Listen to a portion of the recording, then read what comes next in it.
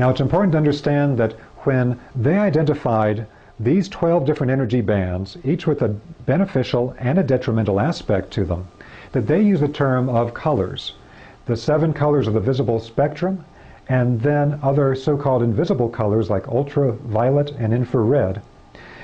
But for our purposes, for this very brief introduction, we're not going to go into all the details of that. We simply want you to understand that the French were able to break up the spectrum of energies into 12 different qualities, and that although they gave each one of these bands in the overall spectrum the name of a color, that color is only one way that that quality manifests. So that one particular quality in the energy band might manifest as the visible color green.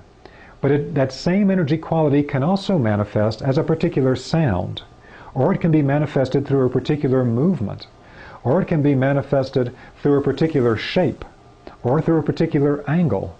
And so this is a unified science of energy.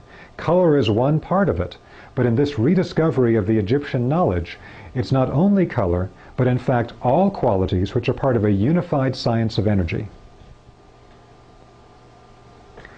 Here's a couple of illustrations from the French text. They could then take a look at something like a pyramid on a particular part of the planet and see how the 12 energies propagated in multiple spectrums around that object at that particular place on the planet. Or they could examine something like the form of a sarcophagus from ancient Egypt and find how on all 3 axes, front to back, side to side, top to bottom, these 12 energies occurred in a particular spectrum, and the way that this had in fact been intentionally created by the ancient Egyptians to create specific energetic effects. This led to the French discovery of what we can refer to as a fixed polarity geometrical emitter. Now all that means is that particular shapes were found by the French to have an emission of particular energy qualities that were very powerful, and that emission of energy was fixed in place. It did not change over time. And so 2 of the very important forms that they found were the form of a hemisphere or a dome, simply a sphere cut in half to be a hemisphere or a dome, or the form of a pyramid. In fact, the 2 are energetically identical. A dome and a pyramid have the same energetic qualities. Now, another part of this is that the French had found that out of this spectrum of 12 energies, there was one particular energy that seemed to be the most powerful and the most penetrating. In fact, this one part of the energy spectrum, which the French called negative green, for complex reasons we won't get into here, this particular energy quality they found could penetrate thicknesses of lead that could not be penetrated by X-rays. They then found that the form of the dome or the pyramid emanated from their base, this very powerful carrier wave of energy. And in fact, later on it was identified by other researchers that this is in fact a spiritual carrier wave. And the Egyptians that I work with today use that term to describe this energy quality. This spiritual carrier wave of energy can be emitted by specific geometric forms. And a little bit later in our presentation, we'll show you the way that this manifested in ancient and modern sacred architecture using the form of the dome or the pyramid as a place of spiritual initiation to create the spiritual carrier wave. The thing I want you to take away right now is simply the way the French discovered and could directly detect that certain shapes used by the Egyptians and other cultures will create specific powerful qualities of energy. And that in fact some of these qualities of energy can be used as a carrier wave to send energy and information from one place to another place. In fact, we can even go beyond the 12 parts of the energy spectrum and then find subpositions within the spectrum. For instance, there was a Russian researcher whose real name was Skariatin, but all of the books that he wrote were under the pen name of Enel. And this researcher found that within this band that the French called negative green and that we're calling the spiritual carrier wave, this very powerful penetrating energy, there was one particular energy quality that comes at a particular angle of about 6 degrees 15 minutes. And at this particular angle, you find a sweet spot within that energy band which is extremely powerful and was used in ancient Egypt in the Great Pyramid itself.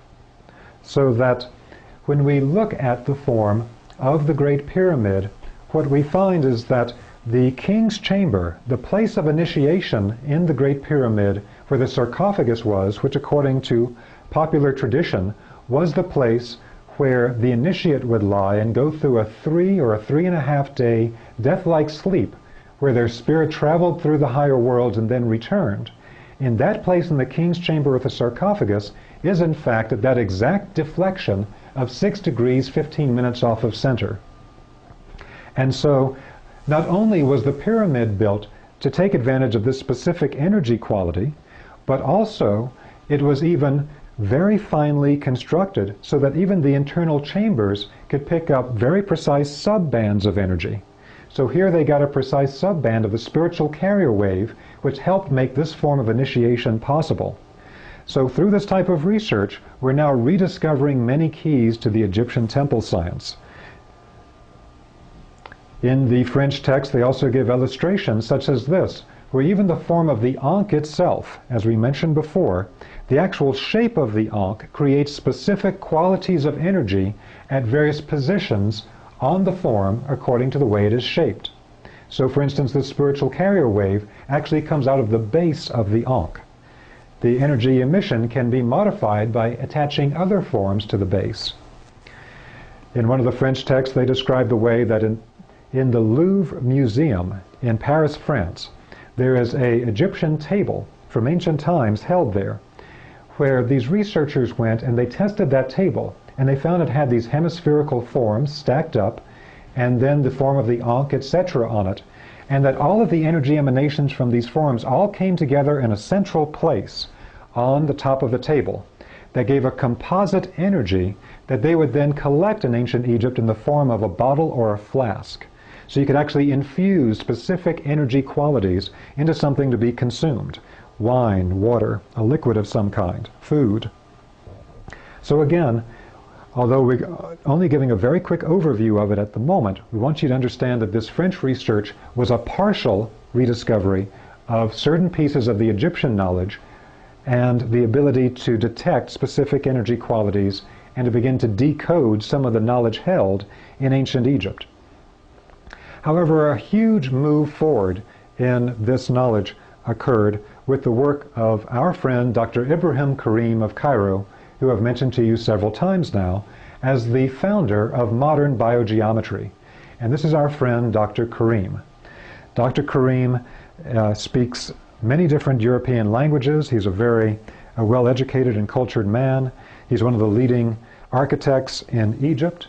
He's also known as a brilliant energy researcher and healer. And Dr. Karim, back in the 1970s, through particular people that he had met and worked with in Egypt, which we'll describe in the foundation training in biogeometry, was introduced to some of the French work as well as knowledge of the Egyptian temple sciences from other Egyptians. He then worked with this knowledge by the French and what he then acquired from his other Egyptian colleagues and was able to reconstruct a modern version of the Egyptian inner temple science.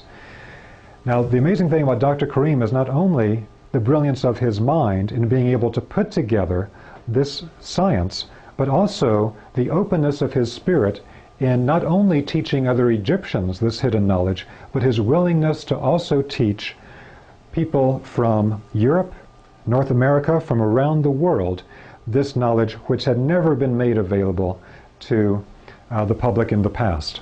But it's Dr. Karim's very strong belief that it's time for this knowledge to come out to those who are ready to receive it, so it can be used to help heal people and to heal our world.